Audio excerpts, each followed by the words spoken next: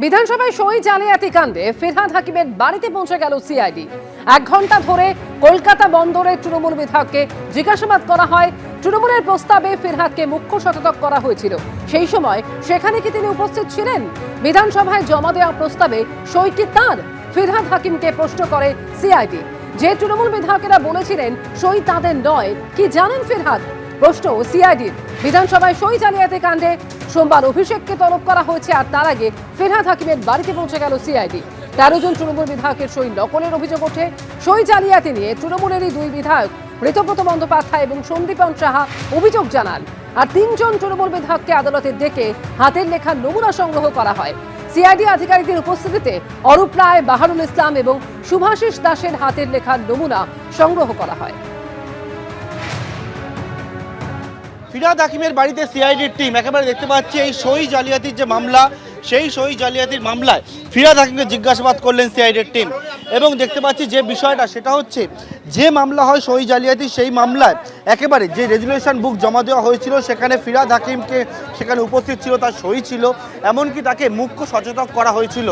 এবং যেহেতু ফিরহাদ হাকিমকে মুখ্য সচেতক করা হয়েছিল, তিনি কি জানতেন এবং তিনি যে সেখানে উপস্থিত ছিলেন এবং সেই উপস্থিত থাকার পরবর্তীকালে কোন কোন তথ্য তিনি ইতিমধ্যে জানতে পেরেছিলেন, বা যে সমস্ত বিধায়করা বলেছেন ইতিমধ্যে যে তাদের সই এটা নয়, ফিরহাদ হাকিম সেখানে উপস্থিত থেকে তিনি কি দেখেছিলেন সেই বিধায়কদেরকে, এইরকম একাধিক বিষয়ে কিন্তু ফিরহাদ হাকিমকে জিজ্ঞাসাবাদ করলেন সিআইডির আধিকারিকরা।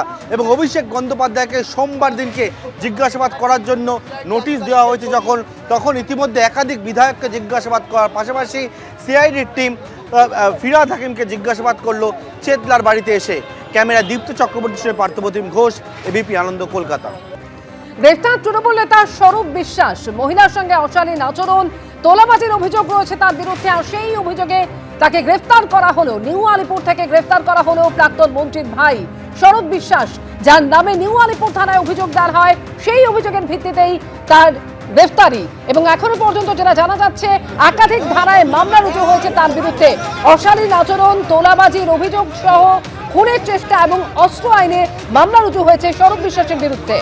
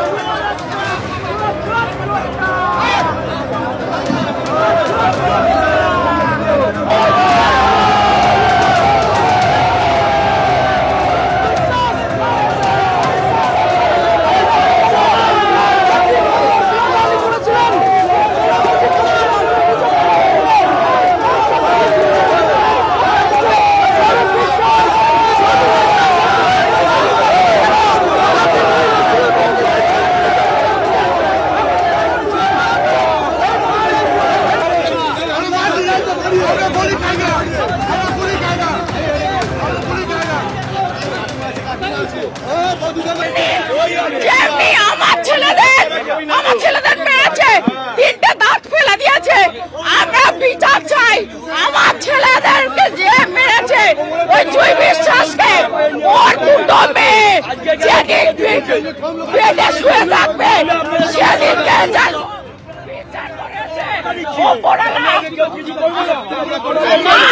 শুরু করে কোনো জিনিস কিছু ঠিকঠাক হতে দেয়নি। যত জিনিস ছিল সব কিছুতে দখলদারি করেছে। এমনকি কোনো পুজো হলে, এই যে পুজোটা হয়, এই পুজোর যে চাঁদা, নিউ আলিপুরে আপনি সব জায়গায় ঘুরে দেখুন এই পুজোর কত টাকা চাঁদা ওঠে। একটা পুজোয় এত টাকা চাঁদা কি করে ওঠে? লোকের গাড়ি রংবাজি করে পয়সা নিচ্ছে। আর সাইডিং এর লরি আলাদাকে ছাড়িনি, কাউকে ছাড়িনি। এই হচ্ছে লোকটা এমনি। দু ভাই লোকের ঘর দোতলা করতে গেলে, ঘরের দোতলা করার জন্য ওনাকে পারমিশন নিতে হবে, ওনাকে পয়সা দিতে হবে, তাহলে দোতলা হবে। উনি কে? উনি ওনাকে বলে সবকিছু করবে নাকি? লোক বাড়িতে রং করে তার জন্য ওনাকে পারমিশন নিতে হবে কেন? আমাদের স্কুল তৈরি হয়েছে যেটা গভর্নমেন্ট থেকে করে দিয়েছে, ওখানে জুই বিশ্বাসের বোর্ড লাগিয়ে দিয়েছে। কিসের জন্য? জুই বিশ্বাস কি টাকা দিয়েছে? গভর্নমেন্ট দিয়েছে, গভর্নমেন্টের নাম হবে। জুই বিশ্বাসের নাম কেন হবে? অরূপ বিশ্বাস, জুই বিশ্বাস, সবাই স্বরূপ বিশ্বাস সব কটা চোর। এরকম বিজেপির পার্টিতে আর কি গেছিলাম বলে তো পাড়ার কেউ আর কি বলে দেয়। তো বাবা যেহেতু 100 দিনের কাজ করে, তো বাবাকে ডেকে নিয়ে এসে ওদিনকারে সুপারভাইজার বলে দিল যে পিন্টুতে মানে আমার বাবার নাম, তো বলে দিল ওদিনকারে ওনাকে কোনো কাজে রাখতে দিবি না। তো উনি স্বরূপ বিশ্বাস এসে বাবাকে এসে থ্রেট দেয়, উল্টে বলে তোর ছেলেকে পরে বুঝে নেবো, যদি কিছু না হয় আমাকে বলেছিল যে তোকে পরে বুঝে নেবো, যদি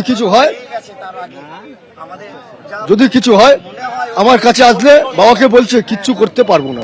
এবিপি আনন্দ এগিয়ে থাকে, এগিয়ে রাখে।